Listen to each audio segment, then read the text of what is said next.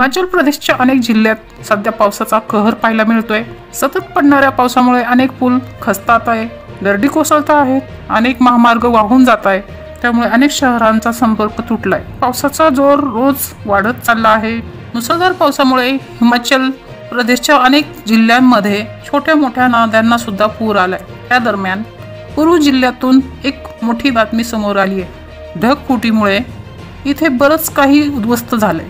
याचा एक व्हिडिओ समोर येतोय। हा व्हिडिओ पूर्वच्या मालाना भागातला आहे।